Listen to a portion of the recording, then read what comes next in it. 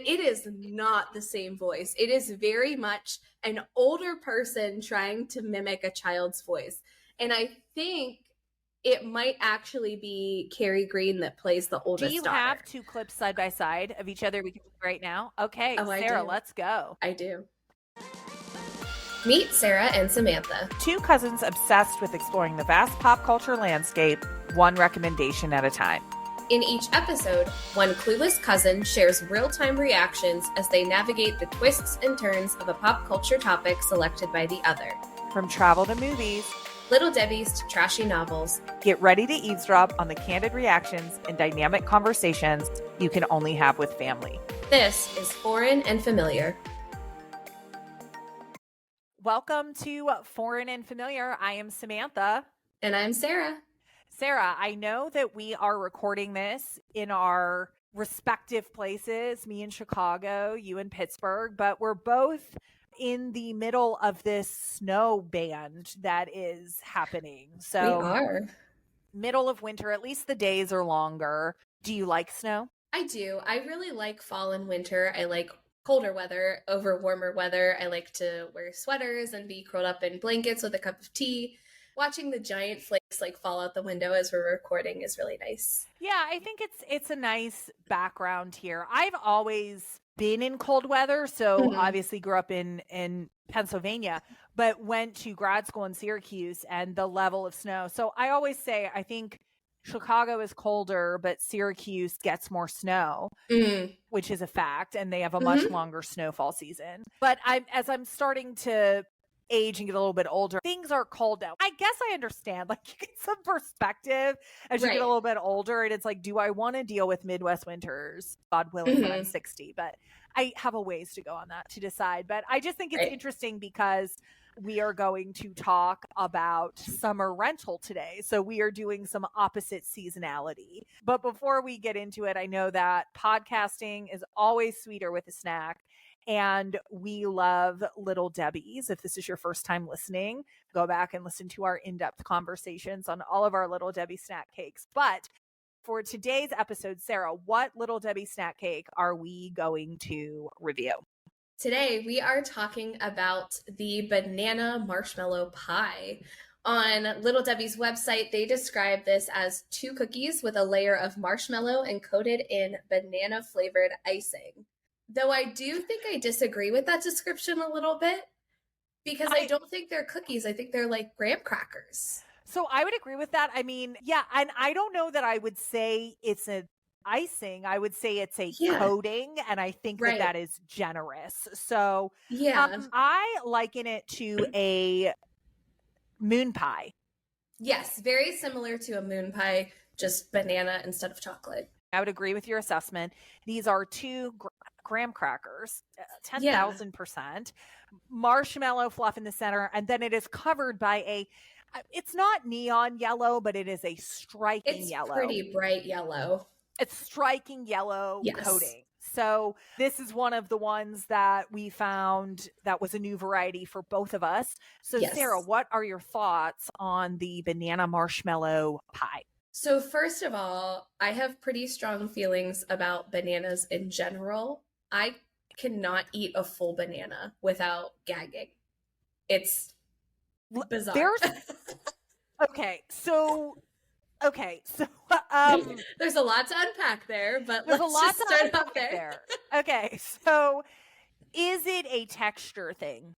It's a texture, it's a flavor. Halfway through, I'm like, this is enough. I'm done with this. Okay. So I would say I don't like banana as a fruit by itself. Now, the dessert that's like the graham crackers, the peanut butter, the bananas in layers, delicious. I love that.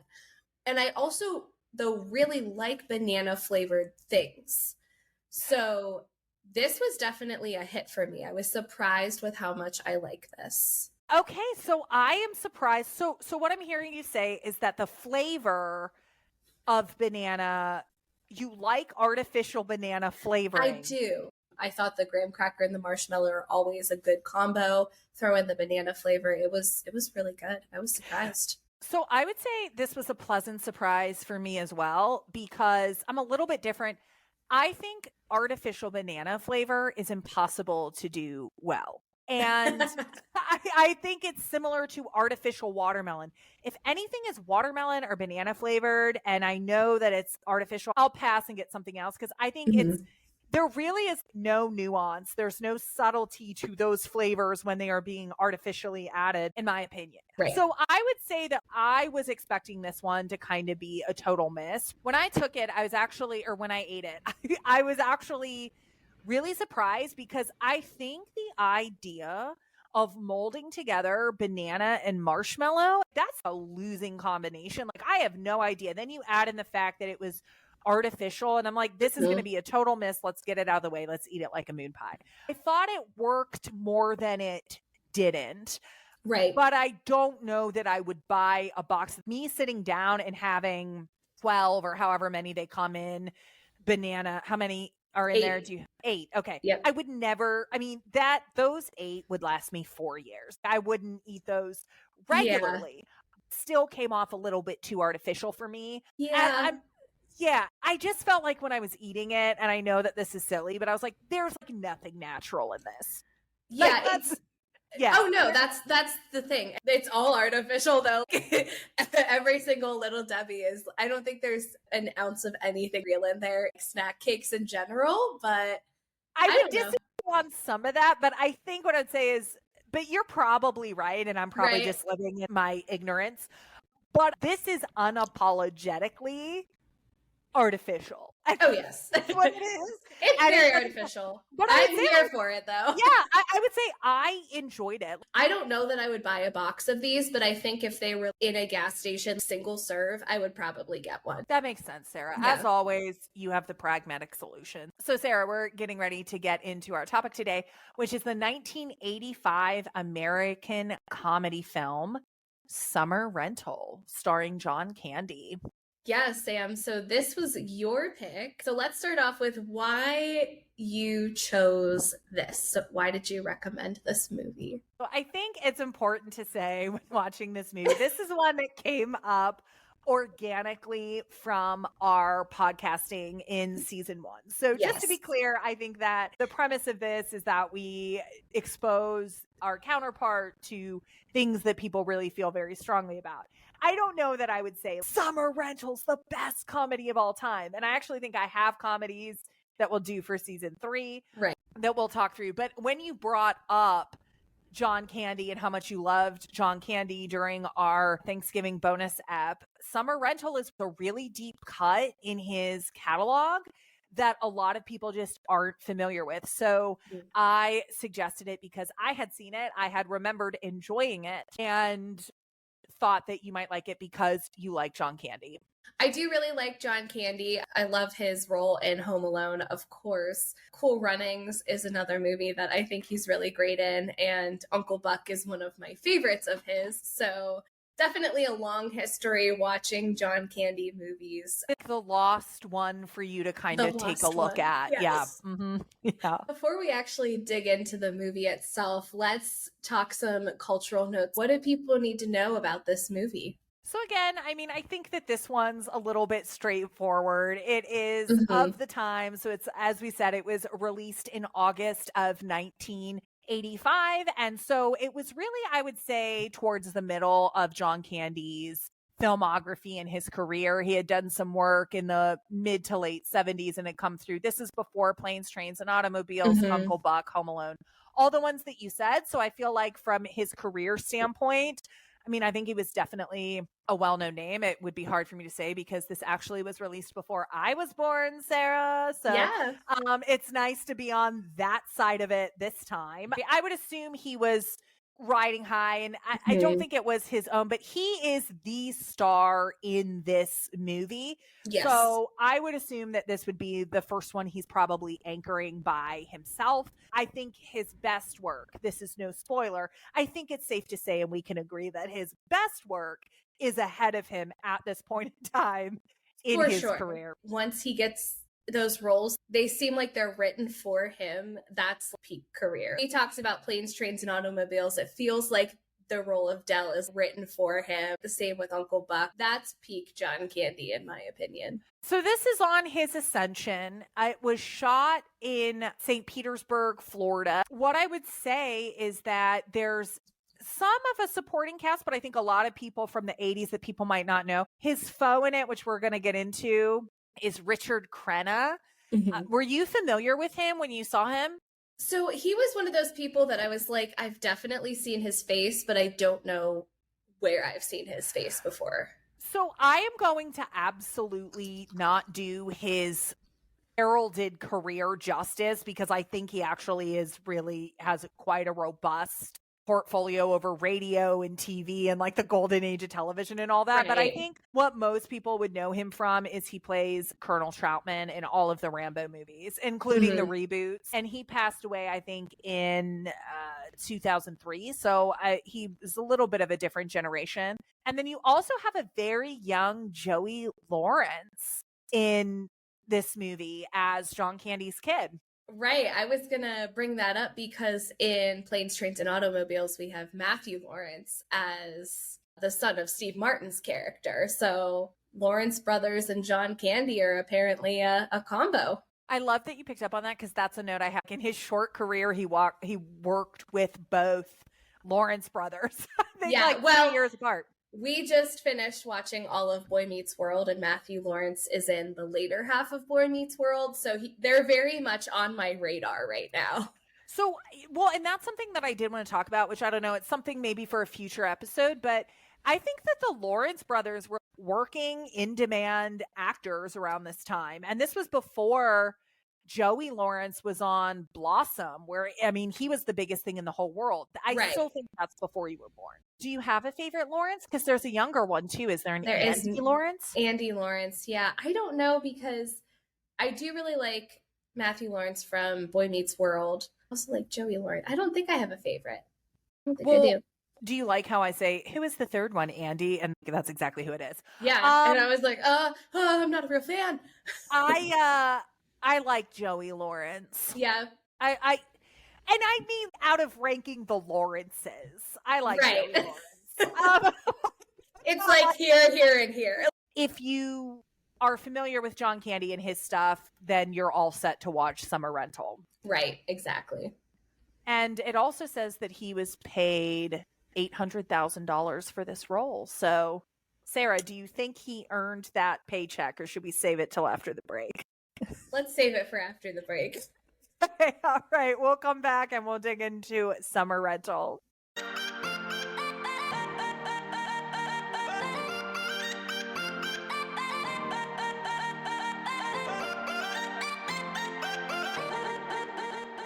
All right, we are back from break. We are talking about the John Candy film Summer Rental today. Sam, before break, you asked me, was John Candy's performance worth the $800,000 that he got paid to do this movie? Today would be about $2.2 million. I don't think any part of this movie was worth $2.2 million in today's market. Do I think that John Candy should have been paid well for his role? Absolutely. I don't know if what they got in the box office was enough to cover his paycheck. I actually think that this movie performed decently in the box office. I think what I hear you saying, Sarah, is that he's got a really good agent. And I wouldn't disagree with you. So Summer Rental at the box office made $24.7 million. So that's pretty good. In the 80s, 30 years ago, I mean, but anyway, let's jump into the world. I think you're tipping your hand a little bit, so we might as well just jump right in. Let's just do it. So Summer Rental, John Candy plays Jack Chester, a father of 3, happily married. They are happily married, I will say that. And he plays an air traffic controller, which I thought was interesting. I don't know that I've ever seen that really portrayed in a movie before, and like to put John Candy in a comedy as an air traffic controller, I thought was just interesting. Right. And especially because like most, I would say like 80s comedy films, right, we have this family dynamic going on. the dad has some sort of corporate job. There are the kids. There's the mom, whether she works or doesn't, and then they get in shenanigans together. He has some sort of rough time getting out of the office. Yeah. And then completely starts kind of making mistakes at the air traffic control station, right? Yeah. He tells a plane to get into a different quadrant, and the pilot's like, there's another plane that's already there. Right, and he loses a plane on his screen because a fly landed over top of it. He's just kind of not all over the place. Well. And so I don't know what universe this is with such a corporate, federal job where they really care about you, but they end up giving him 5 weeks of paid leave to be like, right? You're burnt out. You are burnt out. And he fights that tooth and nail. I mean, as much as I can. All this happens in the first 4 minutes of the movie, right? Yeah. So naturally what they decide to do, and again, they get right into the plot. Like this movie has a very tight runtime, cuts to them packing a U-Haul to go down to a summer rental, a beach house. And I just felt like I understand that there are 5 of them, but the U-Haul felt excessive to me. I don't know if you had any thoughts on that. It did feel excessive. I feel like they tried to explain it away by showing that he has not been on vacation since their honeymoon, it sounded like. So I feel like that was the explanation was this guy has no idea what he's doing. When they actually get there, it doesn't seem like they have that much stuff. So I feel like the U-Haul was mostly empty. Yeah, I don't know. I mean, we tend to get caught up in these tiny details. It's probably just like exactly what you're saying to show that it's 5 people going on vacation. So they end up at this beautiful beach house, right? Mm-hmm. And so it's gorgeous and they're right on the beach and it's, everybody has their own room and it's so beautiful. And right from the beginning, I think John Candy lays into, so it's not shades of Del Griffith. It's because Del Griffith is from Planes, Trains, and Automobiles, for those that don't know. Del Griffith is slovenly. Mm-hmm. I think that Jack Chester in this movie is clumsy and bumbly, but I think he's just an asshole. Mm-hmm. I don't know if is that what you felt or... Yeah, I mean, I feel like there were things that they were trying to make funny that like really weren't funny. It was just he was kind of being a jerk. Yeah, so it starts and the kids are off playing and then John Candy gets super sunburned, red like a lobster, falls asleep, decide that they're going to go and get lobster, some of the best seafood in town. Mm-hmm. Yeah, so they show up to this lobster restaurant. There is a wait down the block, huge line to get into this restaurant. And so he asks about the wait time. They say, well, we're moving as fast as we can. Like you got to just take it for what it is. You have to wait in line. Yeah, that's all that there is to it. There's no time frame. And then they finally... Go ahead. Sorry, when he goes up and he's like asking for a table, he's got his eyes on the lobster and he's like guessing the weight of the lobsters while they pull it out and stuff. And they're like, sir, get in line. Like, please just get in line. Yeah. Yeah. He's a little intense, but they finally get there next. The host confirms you will be the next table. And in walks Richard Crenna's character with a party of 5 people, I think. And they're like, oh, yes, go ahead. We'll seat you immediately. And so John Candy's character is like, this is not okay. You told us we were the next table. I don't care who that is. That's our table. We're getting lobster. And of course, the waiter comes over and takes all of the remaining lobsters out of the tank for Jack Crenna's party. So at this point, he's very upset about this whole experience. So Richard Crenna takes his table, takes his lobster, and John Candy, Jack Chester, decides he's going to go and confront him in the middle of the restaurant. So he walks up. This is my table. These are my lobsters. I'm getting lobster, blah, blah, blah, blah. Honestly, it's kind of jaw dropping. Like, I understand that he's frustrated. But what's equally as ridiculous is Richard Crenna loses his mind. This is such a weird masculine energy, okay, that's coming in, where all of a sudden he's like, this is your table, and starts hitting the table. These are your lobsters.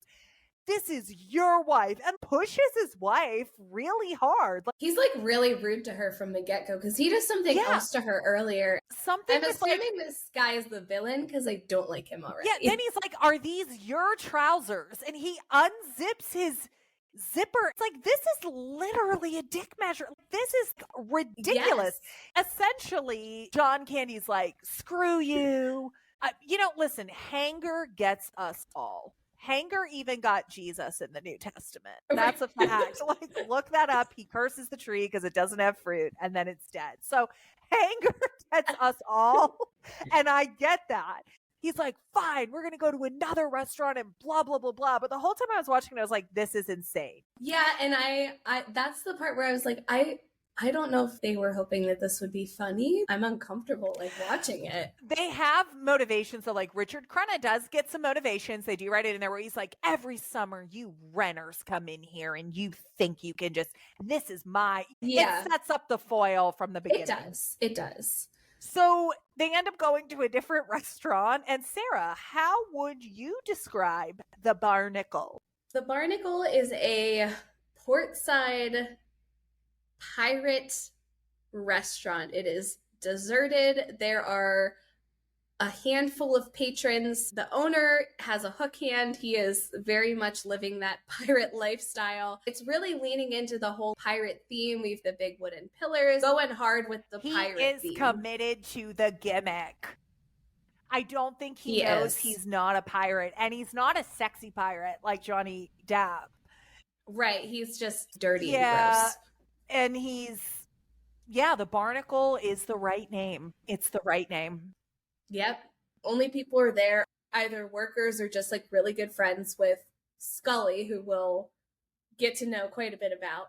But they order and they think they're getting the fresh caught fish, lightly breaded with a lemon glaze. And then it cuts to the kitchen and they're just unpacking frozen fish dinners. And so they're back in the house, they're sleeping, and they hear people trying to come in, and they get really nervous, and they say, oh my gosh, this is it's an intruder. And John Candy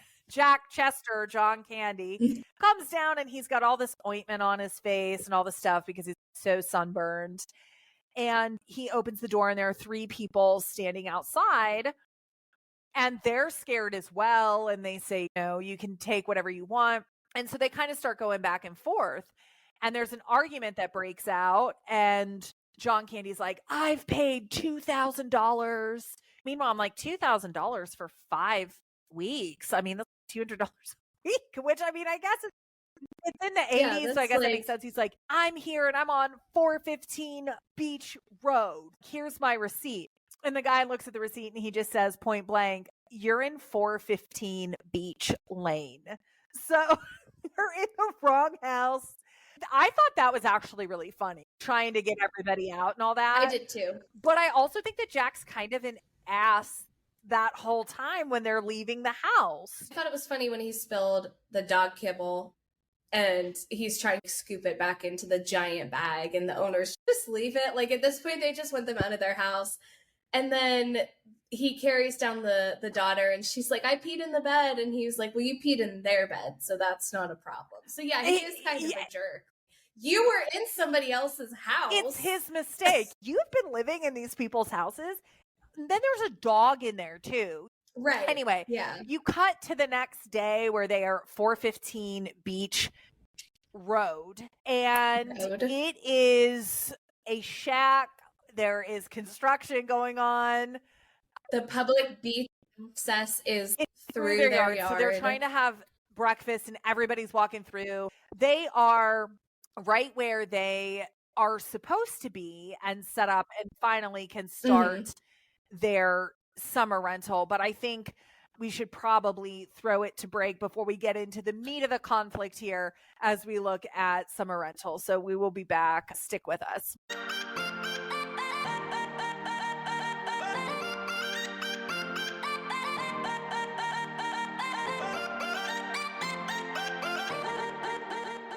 Before we went to break, we talked about the issues with the beach house. They're finally in the right spot. It's not quite what they were hoping for, but they are still trying to enjoy their vacation. So John Candy's character, Jack Chester, his wife, Sandy, his daughter, Jennifer, and his son, Bobby, are all hanging out on the beach. He takes their youngest daughter, Lori, to nursery school, which is weird. On summer vacation. Summer vacation. They're just going to drop her off. Yeah. Yeah. I don't know. Yeah. I don't get it.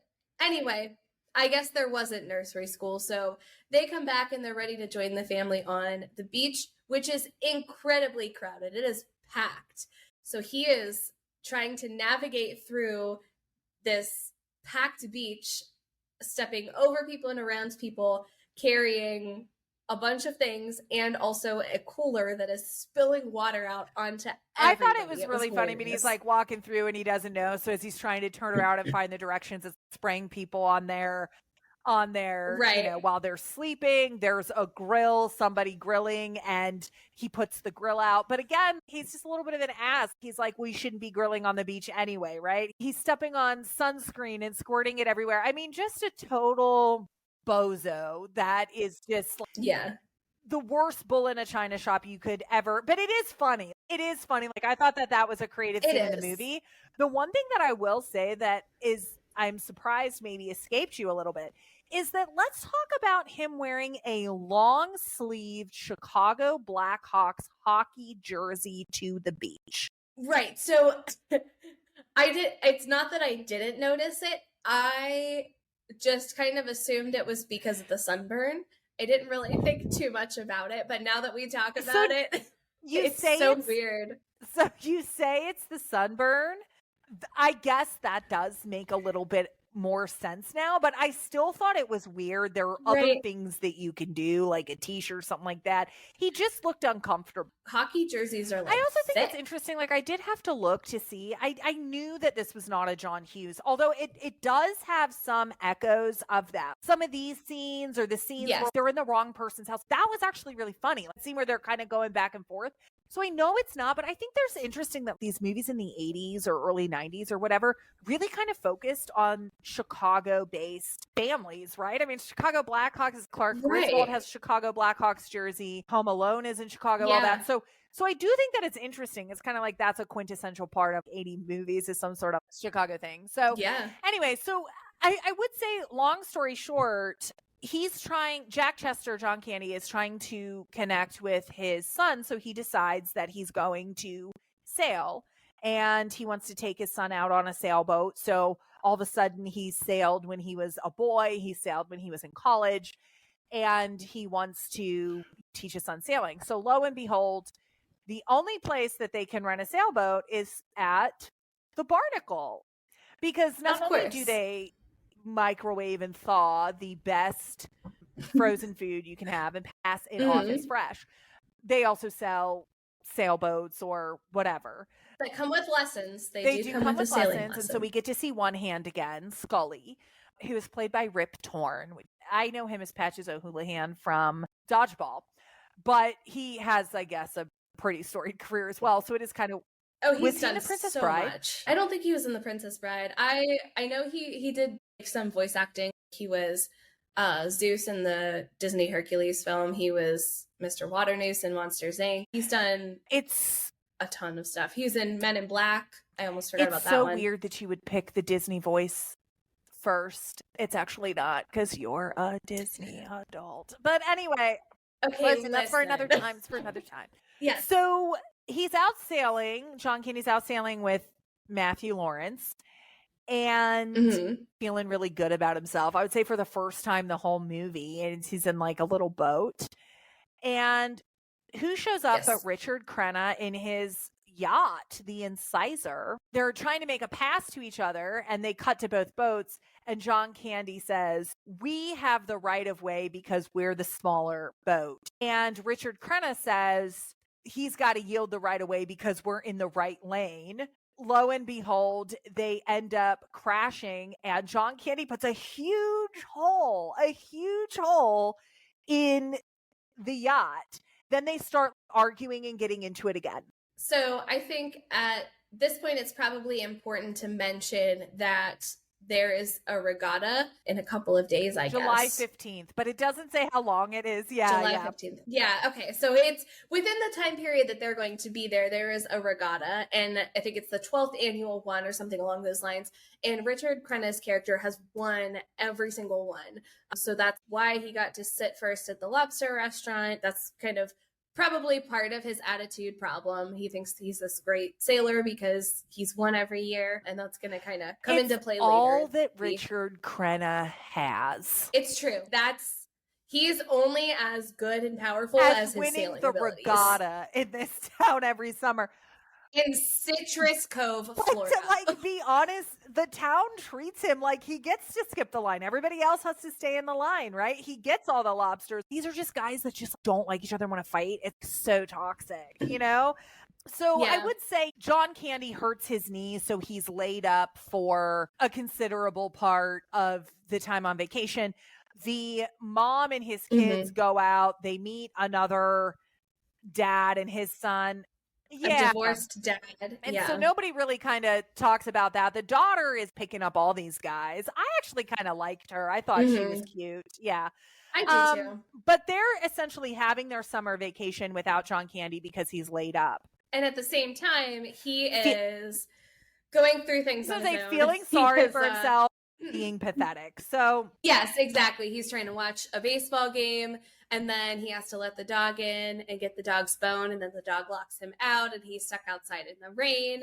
I don't know though. Is he feeling sorry for himself when he gets to visit the neighbor? Oh, okay. So yeah. So that's that was so yeah, you can talk about that. So one of the days the family is out on vacation, and this very pretty, but very 80s styled. She's very in an 80s style. Neighbor comes over and asks him if he wants some lemonade. So he goes over. Yeah, so he goes over to her house, and they're getting along pretty well. And then I think she says, "Oh, you're an air traffic controller. You must have really good eyesight. Would you take a look at these?" And she takes her top off and has him look at her boobs because she just got them, and she's really concerned. Was it worth the money? Do they look real? And then her husband, boyfriend, whoever, wakes up from his nap, and John Candy's character, Jack, is like, "Oh my gosh, I'm going to get in so much trouble for feeling this woman up." And then the husband or boyfriend comes downstairs, and he's like, "See, I told you that they're fine. I told you people like them. Would you feel them just to give her peace of mind?" So he's totally on board. He's like, "Man, I owe you a favor. Thank you so much for doing size. this." And then I think what's funny is throughout the rest of the movie, she pops up 2 or 3 more times saying to the guys, "So you seem like you have a really keen eye." So it's definitely a thing that she's doing. Yeah, I thought that was funny. Yes. I can't quite remember what gets him sad and down in the dumps, but he decides to go get trashed at the Barnacle by himself with Scully. And yes, he does. That actually starts to just seem to become a regular thing. So family's still out doing vacation, and he's talking to Scully and bonding over some different things. And what's been really interesting is that they haven't had any talk with their landlord throughout the entirety of the time that they were on summer rental because the landlord was in the hospital. So about 3/4 of the way through the movie, John Candy tells his wife, "Hey, I got to go pay the rent." And essentially what it is he shows up at a funeral home because the landlord is dead, which isn't a funny thing, but kind of. Yes. And they just say something like, "Hey, the new landlord wants to make sure that just do it all here. Everyone will be here. This guy was a stalwart of the community." And lo and behold, Richard Crenna is the new landlord. And I have a note here. He signs the papers on the casket. He tries to do it on the inside of the casket, and it's not enough room. So then he closes the top of the casket and signs it. I just said, he's a petty bitch, and I'm here for it. Yes. Yeah. Oh, yeah. I definitely He appreciated says, it. and then he opens the casket and he's like, I would have paid you anything that you wanted. And he's doing all this stuff to be like, you know what? You can't rent from me. Your family's due out by Saturday. So that's 4 days. He gives them 4 days. I want you out of this house. You have 2 weeks to get out. This is my 2-week notice. Yeah. He's like, and then he's like, you know, John Candy's trying to hand him the check. He rips the check up and he's like, I told you I'd get you renter. So, but I appreciate it. And then also you just kind of sit there and you think both of these guys are total jackasses. From Richard Crenna's point of view, he walks in, he sits down, he gets lobster. He has a guy come in and basically accosts him. And then he gets a big hole in his boat and there are no repercussions at all. So I understand. I get it. Yeah. So they basically, he goes back to hanging out with Scully. John Candy gets the bright idea that he can, So John, it's just it's a dumb plot line. John Candy decides that he goes and he finds Richard Crenna. I do think that scene with them eating the popcorn was really funny, though. Yes, talking about it, there is some funny stuff in it. He says, "I got a deal for you. This is $1,000 for the last part of my vacation. I'll make you a deal. I'm going to race in the regatta. And if I win, I keep the check and I get to stay rent free in the house. And if you win, you get to keep the check. You get the $1,000 and my family's out." So Richard Crenna's like, definitely renter. It's on. So that turns into Scully teaching John Candy how to sail. The right way, yes. The problem is, though, because he's telling the family's all upset, is he doesn't have a boat. So how can you win a regatta if you don't have a boat? Well, it's a good thing that you know somebody who owns a fish restaurant. How crazy. I think, talk about certain things. Joey Lawrence and his little 6-year-old Glory, I wrote down the quote because he delivers it to perfection. He says, "Dad, you're going to sail a fish restaurant?" With his little bowl cut. And he's like summer rental to a T. Okay. Sarah, we can skip the snappy review at the end. John Candy sails a fish restaurant in a regatta to try to get free rent for his family for the rest of the summer. That's the movie. That's it. You know, I think about how the synopsis for Everything Everywhere All at Once is a laundromat owner does her taxes. A stressed air traffic controller sails a fish restaurant for a vacation is the synopsis of this movie. It's so stupid, but it works. And it does. It does. So, it does. It's all about the preparation. We get some new characters that come in out of nowhere. So they decide, first of all, that they need to fix up the barnacle. It's not ready to sail. So this random Scotsman comes in and is telling them all the things that they need to fix. There's no build up to this character, no explanation. He just comes in hot. He's got a pipe. He's wearing plaid. I mean, if you would look up Scotsman stereotypes, this is his guy. And his name is Angus. And one that we'll talk about later, which is Yorku, who the introduction to him, he's an old weathered Chinese man with really long stringy gross hair, and he's brushing his teeth with a piece of, like they do on Survivor, like with a piece of bamboo, okay? Yeah. I can't. So it's this group. So what I will say though, and this is great, and this is what I'm excited about, we get an 80s montage that, listen, yes, it's perfect. The 80s are known for their montages. This is an unironic 80s montage, okay? And it's the family and this group of guys, and they are fixing up the barnacle so that it can be ready for the regatta. As we all know, in a montage, things happen. Sarah, I have to play the song. Of course. We have to see it. Do it. All I ever do is get dizzy. Thinking things left undone. Been stuck here so long down on zero. I just like to make it to one. Turning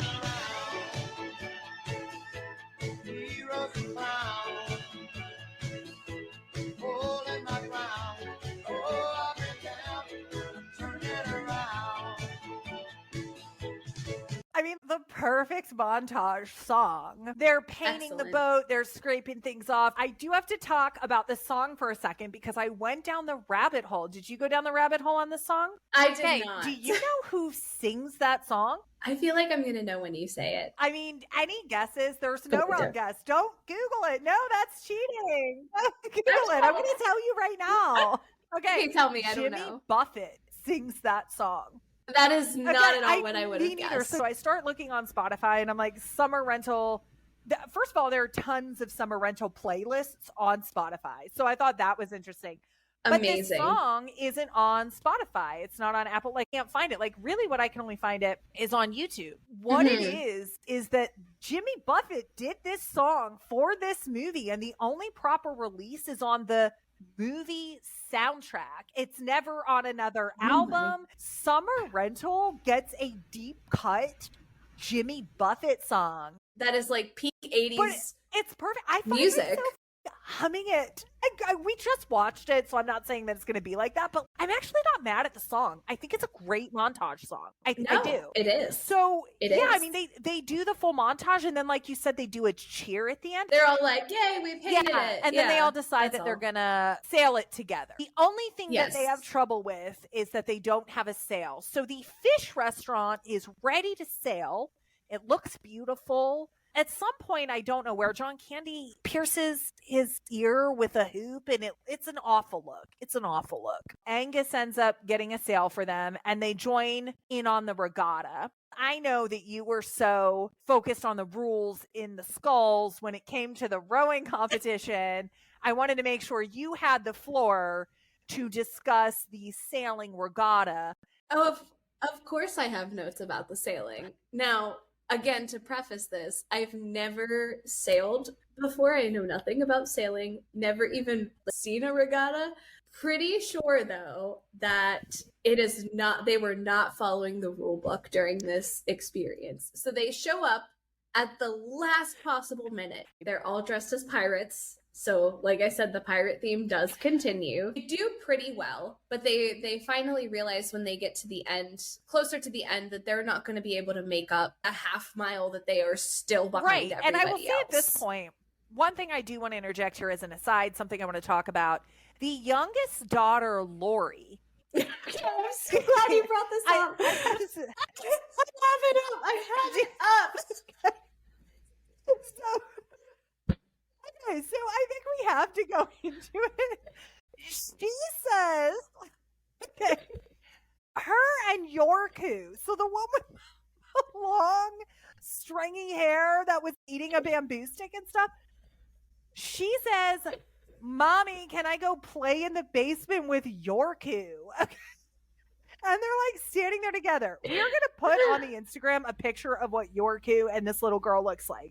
She says that. It's some weird voiceover. That's not her voice. Okay. It's not hers. So It's not her voice. That. I'm so glad because I have a note here that says that's a weird voiceover. It is not the same voice. It is very much an older person trying to mimic a child's voice. And I think it might actually be Carrie Green that plays the oldest Do you daughter. have two clips side by side of each other we can do right now? Okay, Oh, I Sarah, do. let's go. I do. We should have brought shoes. Ow. Daddy, I can't walk in it while my feet are burnt. Okay. Very just hop on. young and sprightly in her voice. Like a child, yes. So that's the first one. Okay, now here is the clip from the regatta.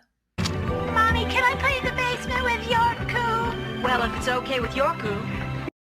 So the mom says, yeah, you guys can go down and play in the basement while we're sailing in the regatta. And I'm just like, pedophile alert. Pedophile alert. Right? There's nothing about that is okay. I'm uncomfortable and I can't even watch. I can't even emotionally be invested because I'm concerned about what's happening in the basement.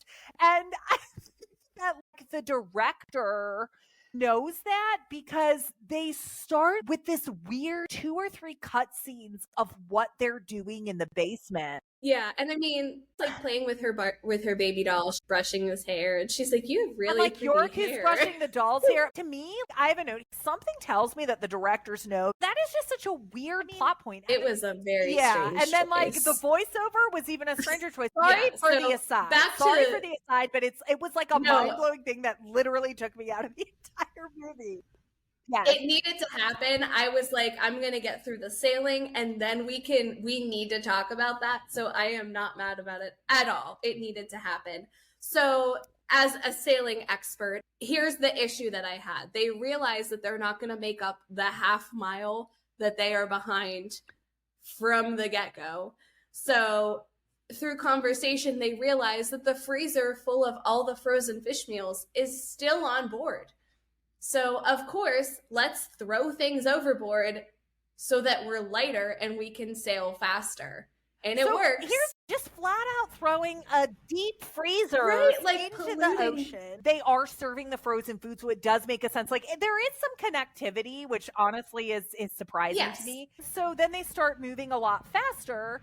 And I will say up until this point, what irritated me is that John Candy's standing behind the wheel of this pirate ship fish restaurant with a stupid hook, like a stupid hoop in his ear. I can't even say it, okay? And his stupid jersey. Stupid Blackhawks jersey. And what's happening is Scully is saying, do this. And then John Candy would yell it. And then he would say, do this. John Candy is just a megaphone for Scully, but we're supposed to believe that he's like doing it. So they end up catching up with the incisor, but they kind of are just stuck even with them. And the incisor takes the wind. And John Candy's like, how can he take our wind? And that's just part of sailing, I guess. So, of course, the obvious solution, which John Candy's character thinks of, thankfully, is to take off your pants and sail with your pants. So he strings his pants up and is steering the rest of the ship in his boxers, and that's enough. The pants are enough for him to win. Richard Crenna jumps up and down like a cartoon villain, upset, throwing a temper tantrum. That the renter in his boxers on a fish restaurant beats him in the regatta. Little Lori comes up from the basement with Yorku, and they all celebrate. And we get a reprise of that awesome Jimmy Buffett song. It goes, that's the same thing, very fast ending. Credits roll immediately. Yes. One thing that I did think was kind of cool about the credits is all throughout the movie, the wife, who we didn't talk about, but I thought she was like a little sex pot, right? She was going around. And I loved that she was like so into him. You know what I mean? Like she was like into him. Yeah. And but she's taking pictures throughout the whole movie, and so the credits are all the pictures from the camera rolls. They kind of pull it all together. So that is Summer Rental in a nutshell. Sarah, would you recommend it? We kind of established early on that this was kind of before John Candy became what probably a lot of people know him as today, or what we really appreciate about him. For John Candy fans, 80s movies, comedy fans, sure, this might work. I don't think this is one that I will put in my rotation. I don't know that it would be one when I'm discussing shows and movies with friends that I'll be like, hey, Summer Rental, have you heard of it? Let's compare it to a Little Debbie snack cake. So for me, I think this one is the chocolate chip cream pie. Glad I tried it. Don't think I'll go That's a tough back. one, Sarah. And I would say that I think the Rotten Tomatoes are on with you on that. It is currently 17% fresh. So I think that a lot of people would agree with that. On my end, I know it's kind of nuts to say, but I think I would go with the banana marshmallow pie because I think that it works more than it has any business work. There are some really funny parts. We've laughed about a lot of different things here, and we've picked up some things.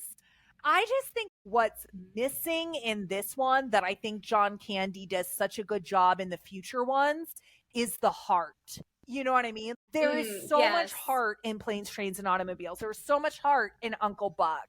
There's so much heart in Cool Runnings and Home Alone. And in this one, even when the scenes are funny, then he's an ass. I think it's missing the heart, but Right. there are elements and I stuff that are agree. good, and I think it's better than As Any Business Being. I don't always mean to connect the little Debbie that I select to what we talk about, but it's surprising in some ways, and then kind of like, I don't think I need to consume it. I don't think I've watched this movie for 20 years. I don't think I will ever watch it again. Thanks so much for eavesdropping on us. Make sure that you follow us on Instagram at FauxFamPod, and we will be back to you with another episode. Thanks for eavesdropping on us. If you can't get enough of the Cousin Chronicles, head over to Instagram and follow at FauxFamPod for more in-depth info and behind-the-scenes details. Or email us at foreignfamiliarpod@gmail.com. Foreign and Familiar is a Flynn & Flynn production. The theme is Colorful by Allerlie von Nicolai.